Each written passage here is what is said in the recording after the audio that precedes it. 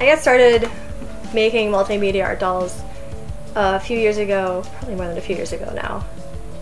I was in biology class, and this girl that I was sitting next to was telling me about they have a family friend, and their daughter was 11 at the time, was losing her eyesight. And instead of being upset or depressed, which I know I would have been, she started doing things where she started working to make seeing impaired audio movies. I was like, the kid's cool.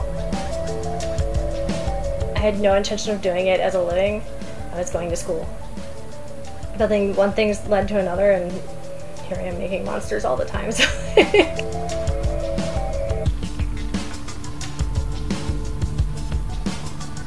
sometimes I come up with a story as I'm working. I'm just working with clay, and I just start telling myself stories about, like, who is this creature? Where would it live?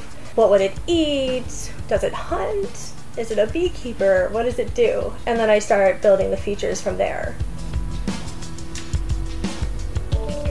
A lot of things, it's like watching things that my dog does. My dog begs for love.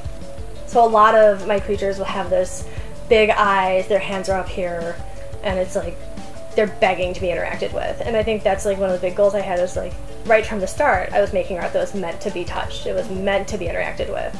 So I want them to make people want to touch them. They're not supposed to be just, you sit there and I just stare at you. Yeah. Like, it's mostly out of my head. It's from things that are around me. Sometimes it's color, sometimes it's a shape. I grew up on Jim Henson. But yeah, Jim Henson plays a huge role in my stylistically, in how what I grew up and what I was watching, Yeah. and what I was drawn to aesthetically.